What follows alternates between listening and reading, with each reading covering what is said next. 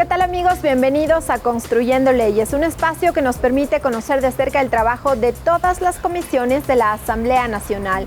Soy Lorena Espinosa y en los próximos 30 minutos revisamos lo más destacado de esta semana.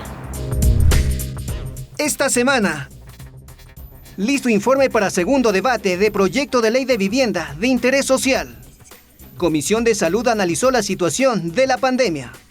Comisión de Soberanía y Seguridad Integral entregó informe sobre crisis carcelaria a la CIDH. La Comisión de Soberanía y Seguridad Integral entregó el informe de la investigación sobre la crisis carcelaria a la Comisión Interamericana de Derechos Humanos, cuya delegación llegó al Ecuador para constatar la situación de las personas privadas de la libertad en los centros penitenciarios del país. Representantes de la Comisión Interamericana de Derechos Humanos, CIDH, tuvieron el primer encuentro con el Legislativo. En la Comisión de Soberanía y Seguridad Integral, el presidente de la Mesa Legislativa, Ramiro Narváez, entregó el informe de investigación aprobado por la Asamblea sobre la actuación de los funcionarios públicos de distintas funciones del Estado para prevenir y resolver la crisis carcelaria y la inseguridad ciudadana que vive el país. Las recomendaciones y las conclusiones que están en el informe pueden servir de insumo para que hagan un planteamiento al Estado de acciones inmediatas para dar soluciones a esta crisis carcelaria. Para el efecto, el organismo internacional dará seguimiento a las recomendaciones emitidas en el texto, a fin de buscar soluciones a los actos de violencia ocurridos entre los privados de libertad. La Comisión Interamericana de Derechos Humanos lo recibe en el contexto de esta visita de observación que estamos haciendo, que empezamos el día de hoy y que concluye el día viernes, y seguramente estudiaremos los contenidos de este informe que serán citados en nuestro informe final de misión. Como parte de la misión, la CIDH recorrerá los centros penitenciarios de Quito y Guayaquil a fin de diagnosticar la situación de los PPL. Todos coinciden que hay elementos estructurales que se deben atender, que hay complejidades adentro, que en materia de personal, de seguridad. Los cambios necesarios para que haya un verdadero proceso de rehabilitación social en los centros penitenciarios. En el encuentro, la legisladora Patricia Núñez cuestionó la asignación de $75 millones destinado al sistema carcelario, que según dijo, aún faltan acciones por cumplir y sancionar. Estamos oyendo que un director está libando con uno de estos personajes, nos da a entender que el Estado o el gobierno no tiene ningún control. Y es que desde el año 2010 se comenzó a desmembrar a la Policía Nacional, dejándoles sin muchísimas acciones que ellos podían tomar antes. Asimismo, sugirieron recategorizar los pabellones carcelarios. Al decir del asambleísta Geraldine Weber, las cárceles para mujeres cuentan con altos grados de vulnerabilidad, donde las mujeres son violentadas, violadas, maltratadas, no se alimentan. Con el diagnóstico recogido, la CIDH mantendrá mesas técnicas entre el Ejecutivo y los operadores de justicia. Rolando Ayauca, Televisión Legislativa. La Comisión de Salud analizó la situación de la pandemia y algunas normativas vinculadas a la crisis sanitaria. El presidente de la Mesa Legislativa indicó que se dará celeridad al trámite del proyecto de ley de emergencia sanitaria. Frente a la nueva variante Omicron del COVID-19, catalogado por la Organización Mundial de la Salud como de mayor contagio, la Comisión de Salud de la Asamblea Nacional analizó la situación de la pandemia y sus consecuencias. En la mesa legislativa, su presidente Marcos Molina anunció dar celeridad al proyecto de ley de emergencia sanitaria por pandemia, presentado por los integrantes a fin de buscar una gestión oportuna frente a la propagación de la enfermedad. Y esta ley la vamos a tratar el día viernes, terminar su articulado para que el día lunes ya esté siendo votada por la comisión. A fin de poder nosotros dar al pueblo ecuatoriano una ley donde se contemple todas las propuestas que se necesita para solucionar el problema de salud. Según Molina, los 34 artículos planteados en la iniciativa garantizan la vida y la salud de los ecuatorianos a través de medidas de controles, sobre todo en movilidad, tránsito y reuniones. No tenemos una ley de emergencia en pandemias. Los estados de excepción no lo sabemos manejar y dentro de esta ley están determinados los momentos en que hay que utilizarlos. Al tiempo que el asambleísta Joel Abad señaló que el Ecuador necesita de políticas públicas para enfrentar la crisis por la emergencia sanitaria. Que dentro de la ley de oportunidades de desarrollo económico se enfoca al ser humano para dar salud y bienestar, sobre todo. El Pleno de la Asamblea pidió que esta comisión llame a comparecer a la ministra de Salud. Necesitamos que eso se concrete. Por otro lado, los legisladores aprobaron el informe para segundo debate del proyecto de ley para prevenir y reducir la pérdida y desperdicios de los alimentos y mitigar el hambre de personas vulnerables. Es un granito de arena en toda esta gran rueda para eliminar la desnutrición crónica infantil en el Ecuador, que es una prioridad del Gobierno nacional. La iniciativa recoge las necesidades de la sociedad civil y constan de 19 artículos, 3 disposiciones generales, 10 disposiciones transitorias y una disposición final. Rolando Ayauca, Televisión Legislativa. En la prefectura del Napo avanzó el plan para la evaluación de la aplicación de la Ley Especial Amazónica. La Comisión de Biodiversidad deberá elaborar un informe que será conocido por el Pleno. Ciudadanos expresaron sus criterios. En la provincia de Napo continuó el plan para evaluar la Ley Especial Amazónica de iniciativa de la presidenta de la Asamblea Nacional y que se ejecuta a través de la Comisión de Biodiversidad. Es así que representantes de la Universidad IQIAM, alcaldes de varios cantones de la provincia, prefectura, organizaciones sociales y de la Red de Mujeres Amazónicas se dieron cita para evaluar mediante 4 mesas de trabajo el cumplimiento de la ley de la región amazónica. Fiodor Mena, presidente del Colegio de Ingenieros en Gestión Ambiental del Ecuador, manifestó la necesidad de conformar una comisión ciudadana junto con los gobiernos autónomos para el seguimiento y control de la información sobre la venta de petróleo. Un fideicomiso para que este fondo común sea manejado con un alto nivel técnico que incluso podría recibir la asistencia de cooperantes internacionales. De parte de la sociedad civil solicitaron procesos de capacitación y apoyo para la contratación de empleo de mano de obra local y contratación para asociaciones y proyectos productivos de la región. Para que emprendedores, jóvenes, adultos, señoras, señoritas puedan acceder y conocer cómo levantar un proyecto. Los integrantes de la Comisión de Biodiversidad destacaron la importancia de recoger criterios ciudadanos respecto del empleo, contratación preferente, entrega de recursos del Fondo de Desarrollo Sostenible y Común y educación superior, para conocer si se cumplen las leyes de la República. Las leyes hay que construirlas en el territorio, no en el escritorio. Eso es lo que estamos haciendo, una vez más aquí. Yo consideraría que estaría cumpliéndose un 20%, un 30%. Pero lo que queremos desde la Asamblea Nacional es hacer un trabajo técnico, eficaz, eficiente. Con los aportes y observaciones recogidas, la Comisión de Biodiversidad deberá elaborar un informe que será conocido por el Pleno, así como lo dispuso la presidenta de la legislatura. Sin embargo, en la mesa legislativa también se tramita a la par las reformas a la ley amazónica, por lo que no se descarta que lo recabado en las provincias amazónicas sirva como insumo para modificar la ley vigente. Lorena Espinosa, Televisión Legislativa. Los principales roles de la Asamblea son legislar y fiscalizar. Legislar porque es donde se construyen las leyes y fiscalizar porque tiene la potestad de inspeccionar actos de las funciones del Estado. Para ello, puede convocar a autoridades, ciudadanos, empresa pública o privada y dar seguimiento. Incluso las decisiones pueden trasladarse al Pleno.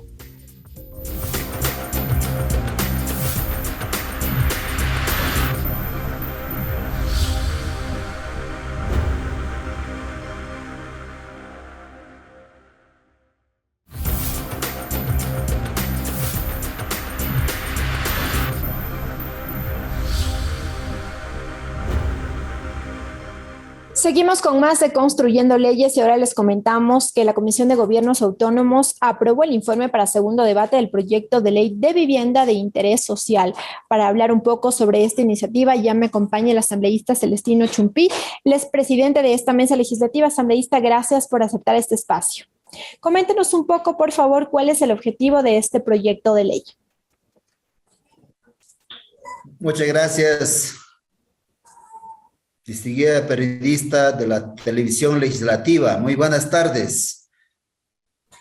En primer lugar, nuestro proyecto de ley que estamos dando tratamiento en la Comisión de los Gobiernos Autónomos, el nombre correcto es Ley Orgánica de Vivienda de Interés Social.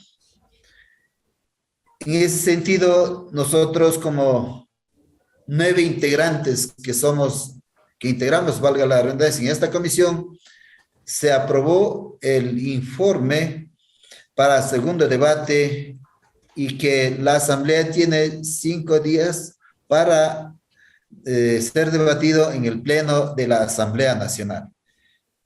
En este proyecto de ley se recibieron 149 aportes, tanto de los legisladores, miembros de la comisión, así como también de expertos en la materia de vivienda, y prácticamente consideramos nosotros de que se ha trabajado con total responsabilidad, de tal manera que este proyecto de ley sea garantista de los derechos y sobre todo enfocado a los sectores más vulnerables, que es más precisamente por eso es que al inicio se dio paso con el tratamiento de ley, con el proyecto denominado Proyecto de Ley Orgánica de Vivienda de Interés Social. Posteriormente, con el aporte del Ministerio de Vivienda, de Vivienda, había recomendado que se denominara Proyecto de Ley Orgánica de Hábitat y Vivienda. Eso fue un nudo crítico en la cual nosotros, luego de un amplio debate, nuevamente volvió con la mayoría de los votos de los legisladores, miembros de esta comisión, para que se denomine el nombre titular desde el inicio, como se dio la denominación, es decir, Proyecto de Ley Orgánica de Vivienda de Interés Social.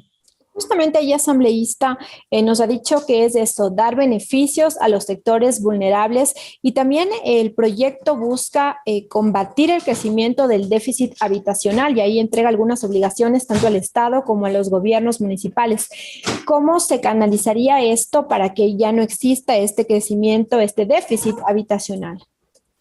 Para que no haya crecimiento en el déficit habitacional, prácticamente nosotros como legisladores, luego de un amplio debate, con el aporte de los legisladores, se había considerado de que, por ejemplo, al otorgar un crédito a favor de las personas que serían beneficiarios, más deberían ser considerados a los sectores que menos favorables están considerados dentro de la sociedad, es decir, valga la redundancia, es decir, a los sectores vulnerables. Deberían ser considerados más favorables hacia ellos, porque al mencionar de que este proyecto de interés es de carácter social, y precisamente eso fue la razón de ser de este proyecto de ley. Por lo tanto, ¿tendrán tasas de interés diferenciado en estos créditos hipotecarios? ¿Serán con intereses sumamente bajos para que precisamente sectores vulnerables puedan acceder a este tipo de créditos? Hacia allá va orientado este proyecto de ley. De tal manera que nosotros más lo que hemos hecho es que se ajuste a los estándares y sobre todo considerando de que, como acabo de mencionar, de que la vulnerabilidad o la doble vulnerabilidad que existen, por ejemplo, los excombatientes del Altos NEPA que hicieron patria por el Ecuador, también ellos dentro de esta ley han sido considerados como vulnerables porque la mayoría no poseen quizás una remuneración fija o vitalicia o no tienen una pensión. Entonces, también son considerados vulnerables, entonces ellos también han sido ya prácticamente considerados para que sean beneficiarios a través de créditos en este proyecto de ley orgánica de vivienda de interés social. Otro de los temas en discusión también era qué pasaba con los asentamientos ilegales donde se construían viviendas. ¿Tiene algún artículo este proyecto donde se topa esa problemática que existe en nuestro país? Bien, precisamente este proyecto de ley enfoca también hacia personas o a las familias cuyos asentamientos son ilegales. Precisamente para aquello nosotros ya habíamos normado para que este tipo de personas gocen de total garantía, sobre todo cuando, más allá de asentamientos ilegales, yo diría que deberían ser considerados como personas que quizás, aunque no estén poseyendo sus propiedades, sin embargo, tienen que ser beneficiarios de este proyecto, porque el hecho de que ellos no están legalizados sus propiedades, no se podría decirle que son ilegales, más bien deberían, a través de esta ley, garantizarse de que deben ser beneficiarios de este Pero proyecto. ¿se normará también para que no sigan existiendo asentamientos?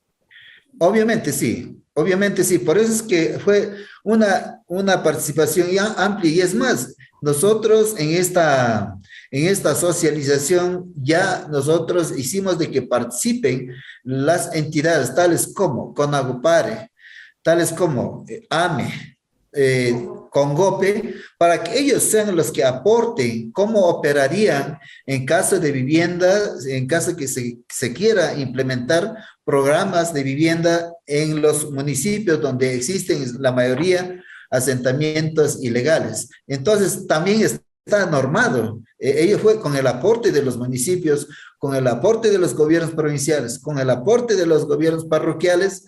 Precisamente esta ley está ajustado a todos los preceptos legales. Bien, muchísimas gracias al asambleísta Celestino Chumpí, presidente de la Comisión de Gobiernos Autónomos, quien ya nos ha dado el detalle del contenido del proyecto de ley de vivienda de interés social, que ya la comisión aprobó este informe para segundo debate, que deberá pasar ya al Pleno para su debate final y votación, para en lo posterior ser remitido al Ejecutivo para su sanción favorable o veto y luego promulgarse como ley de la República. Nos vamos a una pausa.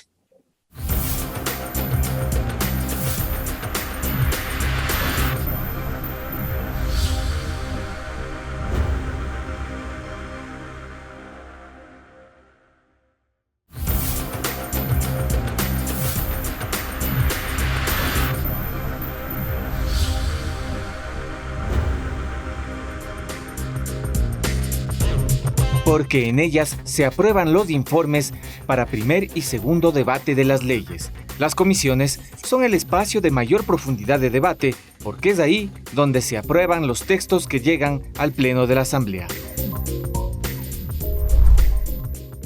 Seguimos con más de Construyendo Leyes y ahora les contamos que la Comisión de Educación avanza en el trámite de las reformas a la Ley Orgánica de Educación Superior. Para ello recibieron criterios del sector académico. La mesa legislativa tiene previsto contar con el informe borrador a finales de enero del próximo año.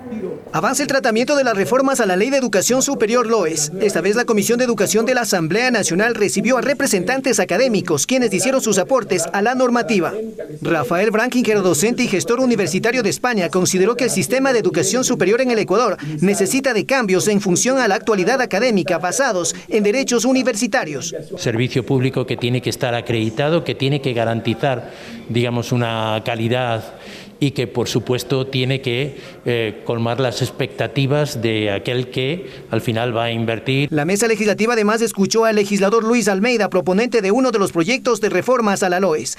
Consideró la incorporación de entidades de control respecto a la discriminación y a la violencia de género. Establecer mecanismos de denuncias y reparación integral en casos de violencia, discriminación y acoso que deben ser implementadas por los decanos en las unidades académicas. La autonomía, la asignación presupuestaria, la estructura del Consejo de Educación Superior y el Consejo de Aseguramiento de la Calidad de Educación Superior son algunos de los pedidos universitarios en la Comisión de Educación, así lo explicó su titular, Manuel Medina. Por ejemplo, de acreditación.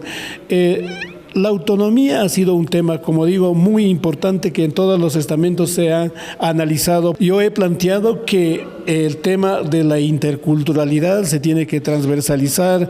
Desde la Universidad Politécnica Nacional, Víctor Guerrero señaló que las observaciones configuran cambios al sistema educativo a favor de 15.000 estudiantes universitarios del país y que de ello depende la calidad educativa. Los órganos directivos del CES, del CEACES, son relativamente buenos. Habría cosas que se puedan mejorar. Tal vez el tener una mejor selección sería mejor, porque hay una crítica que yo sí puedo hacer de forma concreta. Una siguiente reunión con las autoridades vinculadas a la educación superior, como es CENESID, CASES, el Ministerio de Educación. En la mesa legislativa reposan 14 proyectos de reformas a la Ley de Educación Superior. Los comisionados esperan contar con un informe borrador para finales de enero de 2022.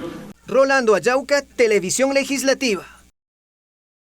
La Comisión de Relaciones Internacionales recibió aportes al informe del tratado entre Ecuador y China sobre asistencia legal mutua en temas penales. Expertos y autoridades participaron de la reunión.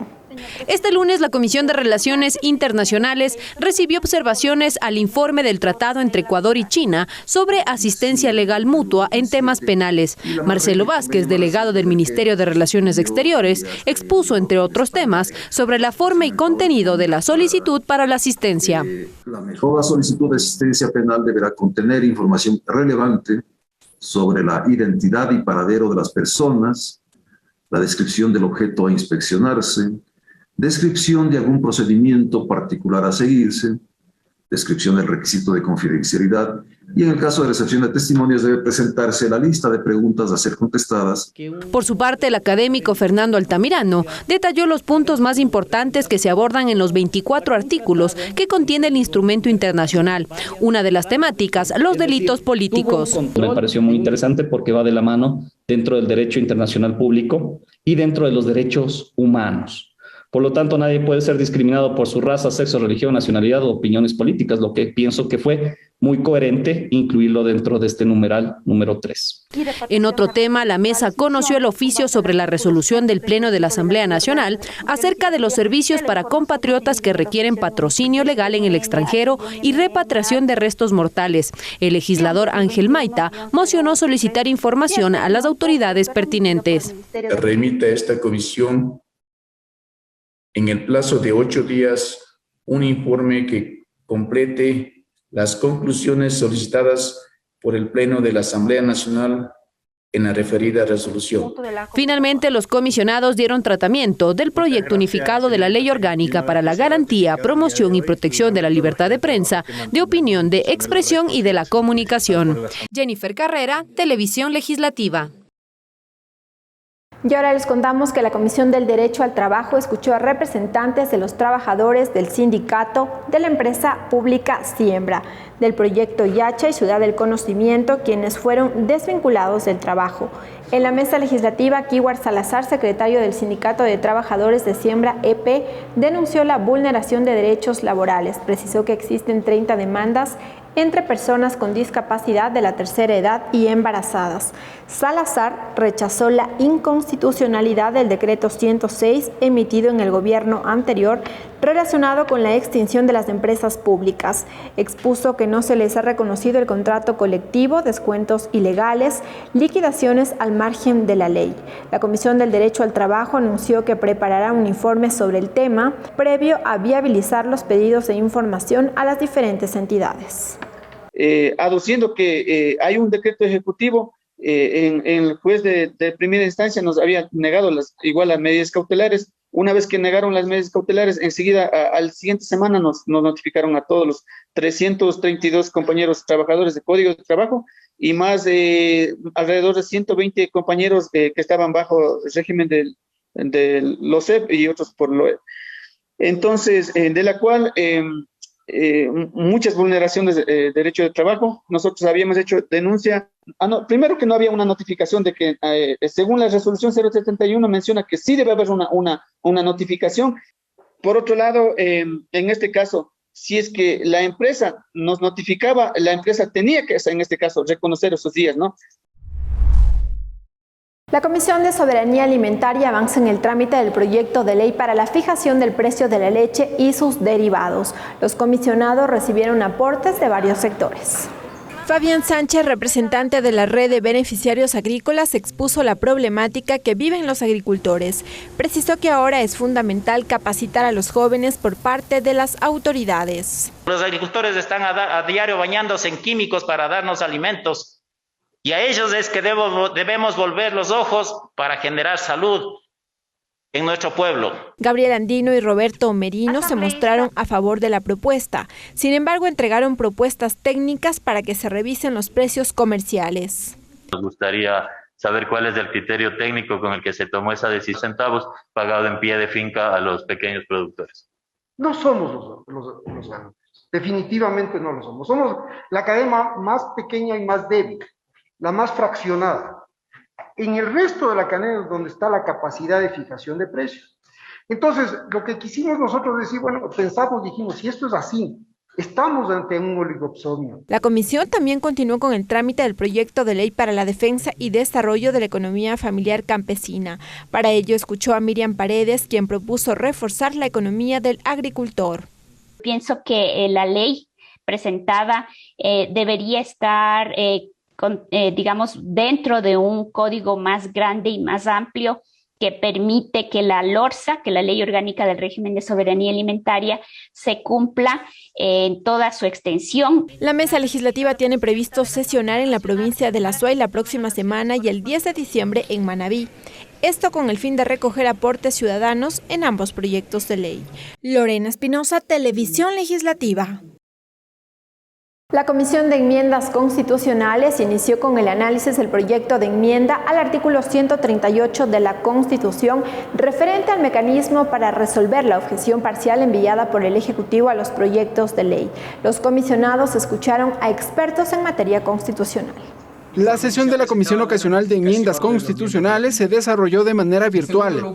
Los comisionados recibieron las observaciones de expertos en materia constitucional respecto del proyecto de enmienda al artículo 138 de la Carta Magna, presentado por el ex asambleísta Héctor Muñoz, sobre el mecanismo para resolver la objeción parcial del Ejecutivo a los proyectos de ley. Con el propósito de una u otra manera de buscar, de rebajar, obviamente, esa mayoría para poderlo aprobar. Sostuvo que en caso de un veto parcial, la Asamblea Nacional tiene la opción de allanarse a las observaciones del Ejecutivo o ratificarse en el texto original. Para ello se necesitan los votos de la mayoría calificada. Situación que, como ustedes lo conocen desde la perspectiva política, va a ser bastante difícil de obtener.